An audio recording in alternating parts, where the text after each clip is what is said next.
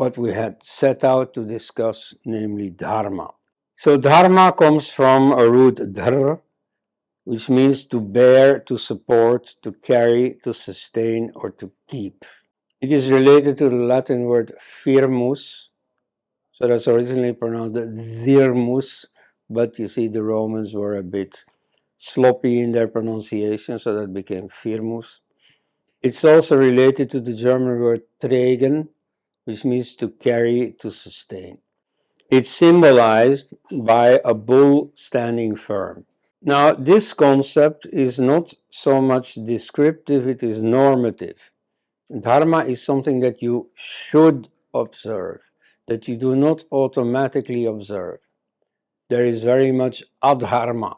There is very much denial or ignoring the normative principle. The fact that you should do certain things and should abstain from certain other things. So Dharma is not automatic, it signifies a norm that you have to maintain or a target that you have to achieve. Its degree of intensity varies with successive periods of time. In India, called yugas. The word yuga actually means union in the sense of the union of two planets that form a cycle. The best known one is that between sun and moon. You see, on the empty moon day, the Amavasya, the sun and the moon are conjunct. Then they move away from one another. The moon moves away from the sun. You have the waxing moon for 14 days. Then you get the full moon. Then you have the waning moon. And then they meet again. So 1 month is the Yuga of the sun and moon. The concept of Yuga is very old and not even only exclusive to India. You have the Greek 4 world ages and the Germanic 4 world ages, but they have initially no specific number of years allotted to them. Like in the case of the moon, it's only 1 month. In the case of any 2 other planets, it's another figure. Like for instance, the conjunction of Jupiter and Saturn happens every 20 years. So in their case, their Yuga is 20 years. So you have any number of possible quantities of years. So the Greeks or the Germanic people don't mention any number of years associated with the Yugas. In India, originally also they don't. It's only after the precessional cycle, it's another complicated concept, gets known around the time of Christ, that then specific numbers of years are ascribed to the Yugas. Anyway, the Yugas are much older, and so in India, they are called I'll start at the end. The Kali Yuga is the period of strife, of quarrel, what the Greeks call the Iron Age, what the Germanic people call the Wolf Age. So that's the worst period. Earlier than that, because it's a descending series, earlier than that you have the Dwapara Yuga. Symbolically in the Kali Yuga, this bull, that signifies stability, is actually very uneasy, standing on only 1 foot. That's why it's the worst age. In the Dwapara Yuga, it's standing on 2 feet, which corresponds to the meaning of the word Dwapara. And then in the Treta Yuga, the earlier period, it's standing on 3 feet. In the best age, the Karta age, is standing on 4 feet, as it should. Now these names, Kali, Dwapara, Treta, and Karta, are taken from a game of dice, where the dice they have 6 sides, but only 4 sides are used. So Kali means strive, in the sense that if you throw only 1, you have achieved nothing, and for you the game is yet to start. Hopefully next time you throw more. Dwapara is 2 quarters, is a little better. Treta is 3, and in Kurta, if you throw 4, then the game is finished. Then you have won. So in that sense, it is called Kurta, finished. So for the Greeks, this is the Golden Age. Next comes the Silver Age, the Bronze Age, the Iron Age. In the Germanic system, you first have the Spear Age, then the Sword Age, the Wind Age, and the Wolf Age. So it is a declining order of 4. And so it corresponds to the quality of Dharma in those ages. The conventional meaning of Dharma is Hinduism in the broadest sense. The name Dharma can also be used for Buddhism, for Jainism, for Sikhism, and for every other pagan tradition, any other non-Christian, non-Muslim tradition born in India. This is, in fact, the historical definition of Hinduism. However, Hindus themselves correctly point out that the term Hindu is not really a Hindu term. It was given to them by outsiders, and they prefer a different term, namely Sanatana Dharma. Actually, just Dharma, but Vyasa and Vyasa, the theoretical writer of the Mahabharata, at any rate, the Mahabharata, and also the Buddha do say this Dharma is Sanatana, it's eternal. So they call it the eternal Dharma, the Sanatana Dharma. Now let's take a more analytical look at Dharma. Dharma has 2 dimensions, a vertical one and a horizontal one. In the vertical direction, it means awe for the sacred. It means the correct relation with the whole, with the universe. If you want to make a true statement, you have to take the whole into account. Very many people are obsessed with something that is only a part of the whole, and they don't see it in its real dimension because they are not aware of the whole. So that's a profound insight, and that is innocently somehow related to the concept of Dharma. Dharma, in this sense, means religio, as the original Latin term from which we get the English word religion, but it didn't have the same meaning as religion has today. Religio is defined by the Roman pre-Christian philosopher and politician Cicero as meaning scrupulousness, utmost attention. This meaning is somewhat retained in English, namely in the phrase religiously. To do something religiously means to do something with utmost attention. It is what in Hindi they call dhyan se, to do something dhyan se, to do something meditatively. So that's the original meaning of religio, it's all for the sacred. So it differs from religion in the Christian sense. The Christians took this word and gave it another meaning, namely adherence to a doctrine, a belief system.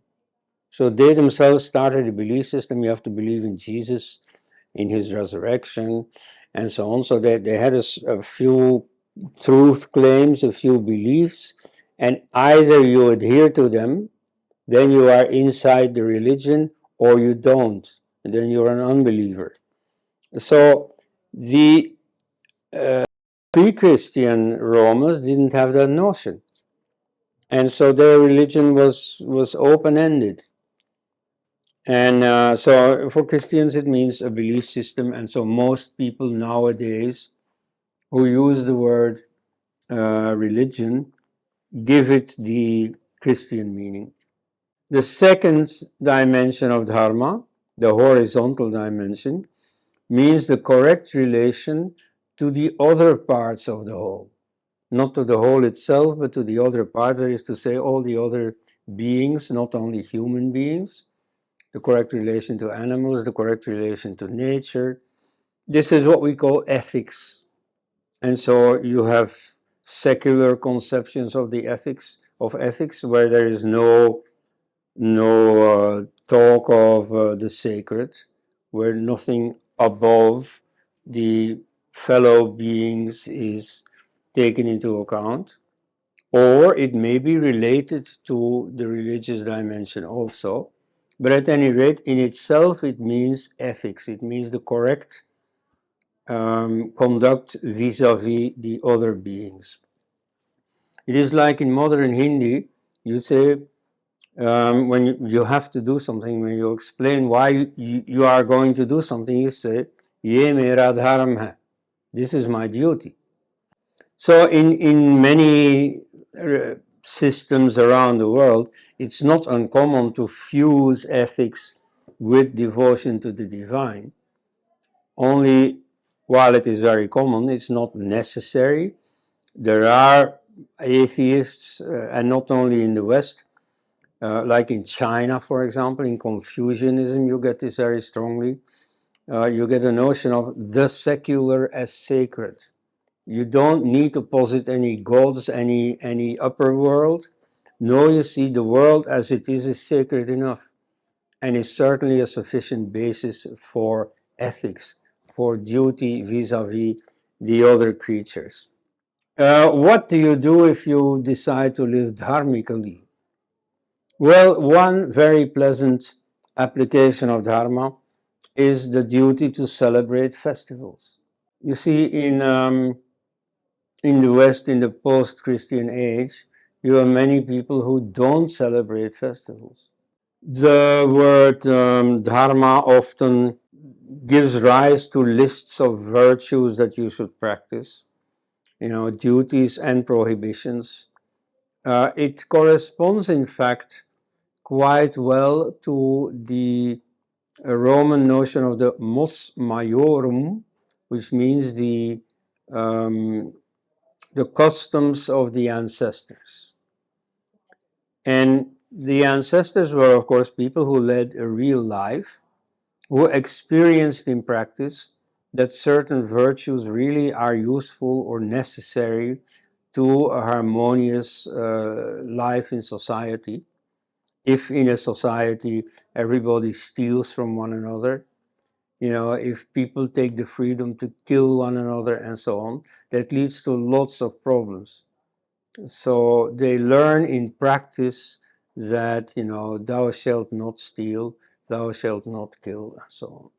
Now, those experiences are summarized in lists of virtues that you should practice. And so here it's important to stick to the real meaning of Dharma. In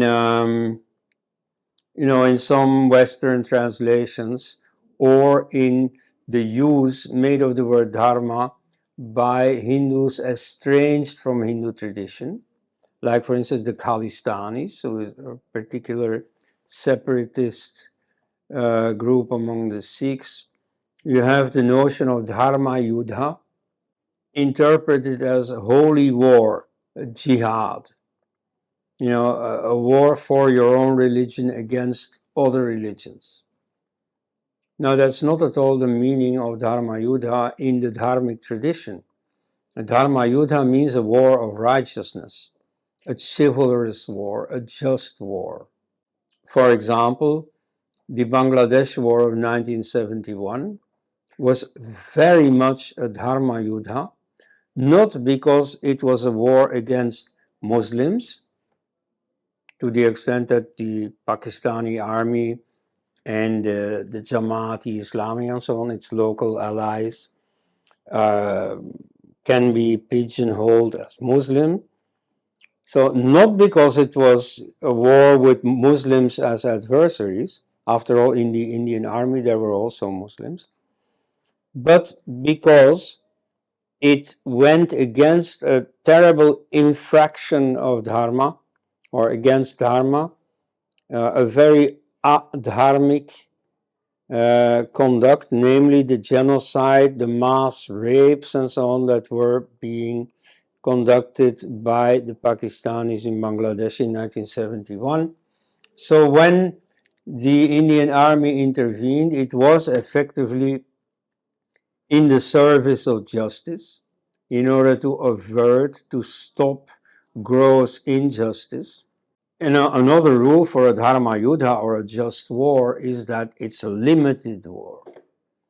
And so here, effectively, nobody was troubled except the army that committed all these crimes. And even they, you see, when they gave up, when they raised their hands, when they threw away their guns, they were simply taken in custody, and they were not given any more trouble than just keeping them imprisoned until the politicians had conducted negotiations, and then they were allowed to go home.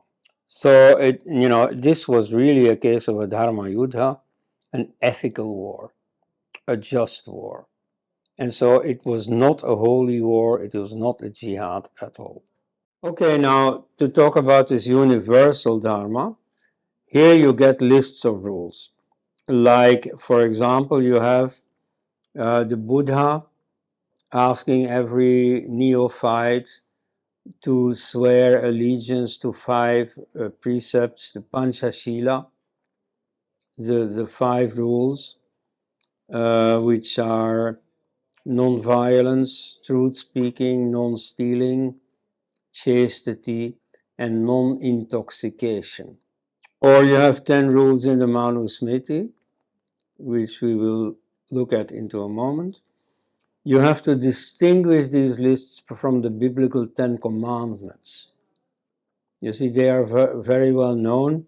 Most people will take them as an example of these dharmic lists of virtues, but that's not entirely correct.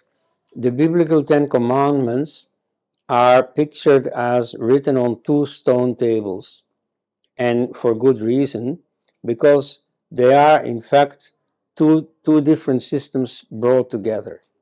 You see, the second one is just a list of ethical rules. The first part of the 10 commandments, which are not commandments, which are a new theology, where God says, you see, I am a jealous God, you shall have no other gods before me. So it's a monotheistic and iconoclastic theology, which is quite new. So in India, you have Dharma in its pure form, with a real list of virtues and nothing else. The lists may differ a little bit one to another. The classical one, the most cited one, is in the Manusmriti. So there you have 10 virtues called or named as dharti, or patience, Kshama, or forgiveness. It's a very well-known term. If you apologize for something, you say, Kshama kijiye. Please practice forgiveness. Forgive me. Dhamma, or self-control, discipline. Asteya, non-stealing, or honesty. Shaucha, cleanliness. Indriya nigraha, sense control, to be the master over your senses. Dhi, which is attention. Vidya is knowledge. Satya, truthfulness. And a very important one, akrodha, non-anger, or equanimity.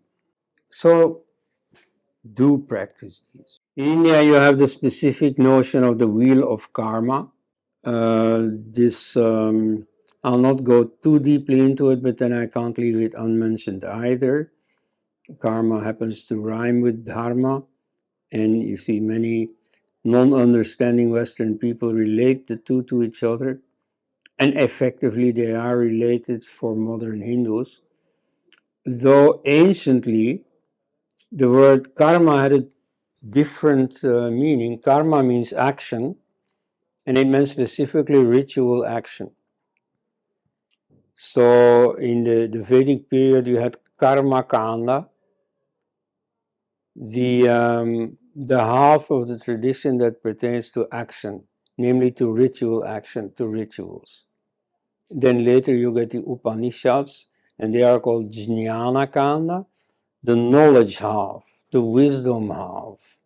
There you have the deeper interpretation of the texts of the tradition. But so These rituals are conceived as having an effect at a distance. You see, you practice a certain ritual today, hoping for a certain benefit, and that benefit materializes tomorrow.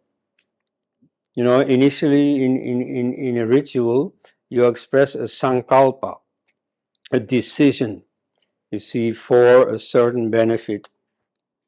So you're going to practice this ritual in order to recover your health, or in order to be victorious in a battle that is going to take place. And so hopefully the result of your yajna, or your fire ritual, is going to be fulfilled tomorrow. But so it means, karma means an action at a distance, an action that has an effect at a distance. And so that meaning is easily transferred to the notion of reincarnation once this is introduced. And so from there on you get the notion that the acts that you commit in this life have an effect at a distance, namely in the next life. So you get the very common idea that if you do something good today, you will be rewarded for it sometime in the future. Either in this life, it's not impossible, but more likely in the next life, not necessarily the immediate next life. Now, as an outsider, I immediately see a big problem with this, because this implies that the universe is automatically, intrinsically just. It means that the universe has been designed in such a way that whatever you do, you get your reward or your punishment at some time in the future. Now, first of all, we don't see this in the world. We see many people do evil and profit. We see many people do only good and yet suffer. But, says the karma theorist, that's only an appearance. In reality, there is going to be reward or punishment, but it's invisible. It only comes up in the next life. Now, maybe so, maybe not. And so without some supernatural way of knowing, there's no way to decide. You have a notion of swadharma. In the Bhagavad Gita, it's made much of. You have your own duty. Now there, swadharma is not something individual, it's a sectional thing. A particular community has certain duties. Like for instance, Arjuna is reminded of his duty to fight because he is a Kshatriya. And so this is not an individual thing. When Westerners read the Bhagavad Gita, they often think Swadharma mirrors the Western notion of individualism, that you have a certain, reason for living that nobody shares with you. This is totally unique to you. This is expressed in the maxim by the German philosopher Friedrich Nietzsche. There is only one way in the world that no one can go except you. Don't ask where it leads, follow it. So this individualistic notion of Swadharma is not obviously Hindu. And yet, once the notion of karma is introduced, it may get that individual meaning. Why? Because the weight of all the acts you have committed in your past lives adds up to something unique. And so if that has consequences for your present life, it means that the events and things to do in your present life are unique. You may share certain things with a community of people, but altogether, you see, the combination of everything is unique. So in that sense, you could say, well, maybe Swadharma is unique to you. Is it something very individual? So this meaning of Swadharma, of your own duty, is not what the tradition in the Bhagavad Gita makes of it. There it is a sectional duty, but it's reasonable to extend it to a strictly individual duty. Anyway, this is stuff for serious brainstorming among Hindus. Now, it's been very interesting to take a little peep into the notion of karma and reincarnation, but you see, Dharma ultimately is independent of that, regardless of reincarnation, whether such a thing exists or not, regardless of karma, whether it is real or not, whether it is retributive with reward or punishment or not, regardless of a supreme being, whether God exists or not. At any rate, there is Dharma. You see, inside your home, you may have a little altar for this particular god or for another god, or you may worship no god at all, or many gods, or whatever. But when you go out, you pass through the front door, you come out on the street. There you have a dharma in common with everyone. There are, to put it in modern terms, traffic rules. There are certain things you're not allowed to do. You're not allowed to go through the red light. You're not allowed to cross the street except on the zebra, and so on. So similarly, when you deal with other people, there are certain things you have to do, certain things you're not allowed to do, and that remains true regardless of what religion you practice. Another thing is that virtues are things to do regardless of reward or punishment. It is, I think, this philosopher Spinoza who said that virtue is its own reward. You know, if you practice virtue, you know, let's say if you walk by a house which is open, you can go in and steal as much as you want, and you decide not to do it. You see, it feels good to practice this virtue of, you know, abstinence, of non-stealing. It is its own reward. You know, you feel better by not indulging in this vice of stealing, regardless of whether you get rewarded for it in the next life or not, regardless of whether some God in heaven will reward you after death or not. You see, just practicing this virtue, in this case asteya, non-stealing, is good. It feels good. It feels right. Another aspect of virtues is that virtues can be exaggerated.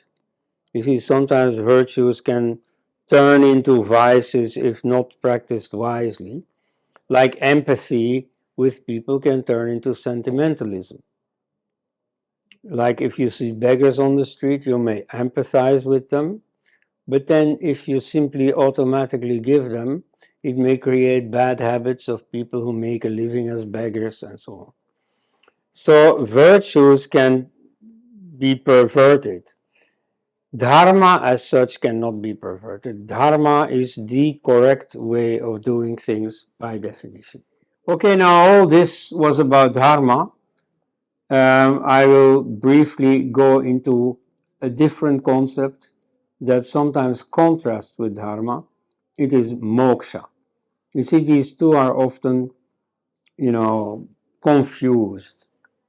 And so I notice among Western practitioners of yoga that they call the thing that they're doing Dharma. That is not entirely incorrect, but it's not precise.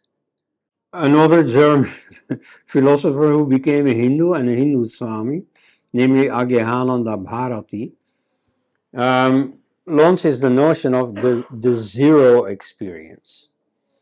And so what he means by this is that whether you're a Jain or a Buddhist or a Vedantin or so, the stuff that you pursue with your sadhana, with your spiritual path, is always the same. It's the zero experience.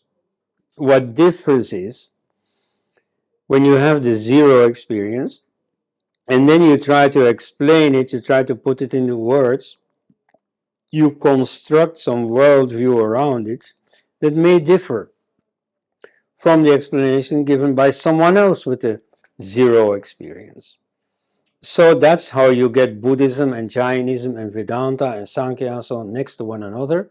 They are a little different as conceptual systems, even though they're all about the same experience. And so this zero experience is explained quite well by Patanjali. That's one of the reasons why he wrote his Yoga Sutra. Namely, he defines what yoga is all about. He says it is Chitta Vritti Nirodha. So it is the stopping of the motions of the mind.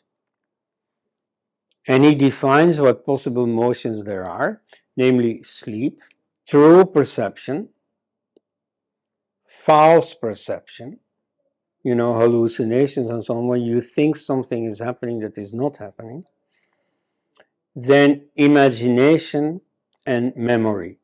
So you have to stop all those. So the state that you pursue when doing yoga is not sleep. You see this sort of unconsciousness in sleep, that's not yoga. Yoga is very conscious. It is not true perception. That is to say, you close your senses. Perception is through the senses. You see things, you hear things. Well, here you're not seeing, you're not hearing, and so on. Not in reality, and not in the imagination either. It's not like a dream or so. It's not a vision. You see, some people say, yes, you see, Ramakrishna had a vision of Muhammad. He had a vision of Jesus. First of all, that's historically very questionable. But even so, if he did, it was not yoga. It was not his state of enlightenment. A vision is something else. A vision is imagination. At least if you realize that it's only imagination. If you take it for real, then it is false perception. Then it is a hallucination. That's something else. So it's also not memory. It's not, indulging in reviving what happened to you in the past. And so, no, it's totally in the here and now. Meditation is here and now. And anyway, so that's how Patanjali defines what yoga is all about. So it's the zero experience, it's consciousness resting in itself. Otherwise, consciousness is busy with its objects, it's busy with things it perceives, things it imagines, reasonings that it goes through and so on. All mental activity, whether through the senses or, the mind on its own, is all the stuff you should stop in order to reach your state of what Patanjali calls kaivalya. Kaivalya means aloneness, isolation. Namely, and this is where his philosophical system kicks in. He sees this in terms of the Sankhya philosophy. Sankhya means enumeration of the elements that make up the universe. And so there you have the world of consciousness and the world of nature.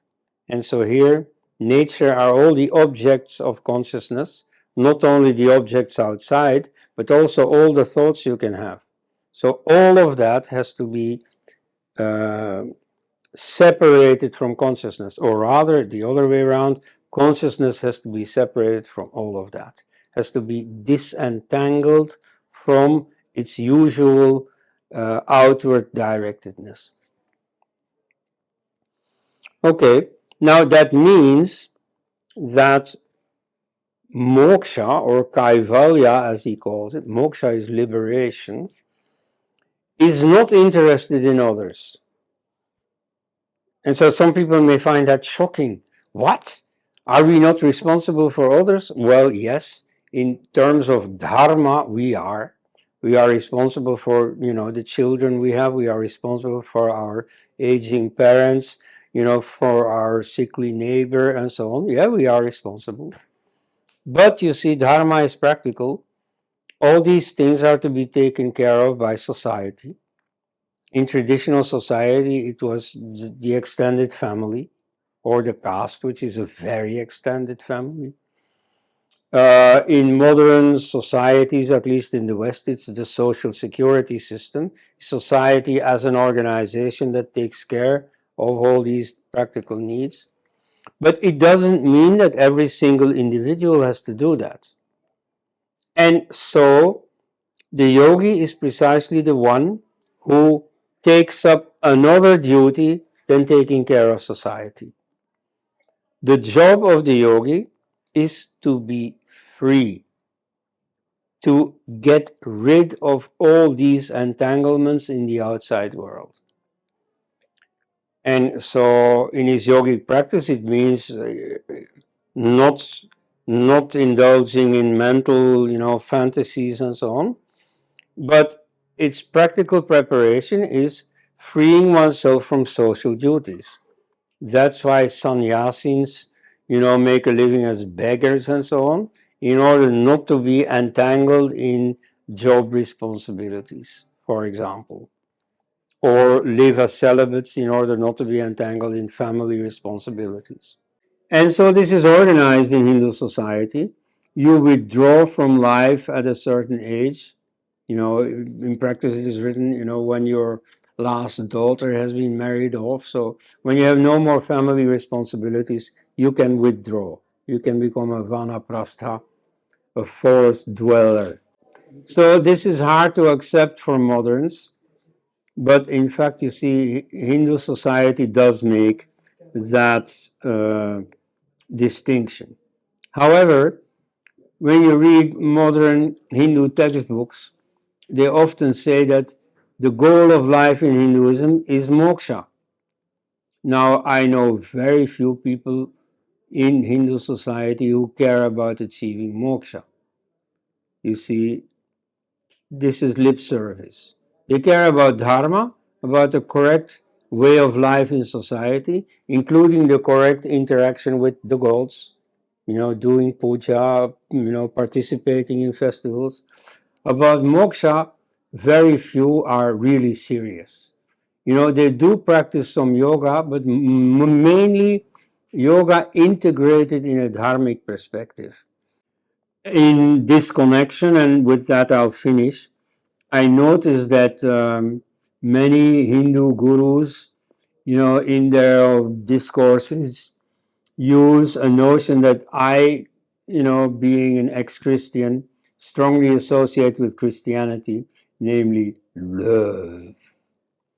Now, actually, the Christian classics don't speak of love, they speak of charity. Their word is agape in Greek or caritas in Latin, which has as its most literal translation in English, charity. And love has a rather sentimental connotations. Anyway, you see, love is nowadays the usual term. And so I find that many Hindu teachers, influenced by the ambient Christianity, use this word love rather easily. So I have here a quote by a certain Sri Tathata, who says, Dharma is the path and love is the essence of real life. Yeah, I have nothing against love, but you see, in this context, it is a bit overrated. You see, love belongs to the world of intersubjectivity. You love another person, or you love your country or so, but love is always between A and B. Now, there is no A and B in this zero experience, in this kaivalya, in this nirvana. There's just consciousness resting in itself. It's not directed towards another being. So, simply as a matter of intellectual hygiene, of avoiding confusion, of using words in their proper meaning, I'd make a clear distinction between love, which may be part of Dharma, which may be part of the correct relation between you and other beings, and on the other hand, kaivalya or moksha, or mukti or nirvana, which is about aloneness, which is about experiencing yourself rather than another being. So, please go on, loving and doing all the other dharmic things, but, remember that this is something else than moksha. And nothing will happen if you don't remember that. It's just a matter of, of shaucha, of purity, to make that distinction.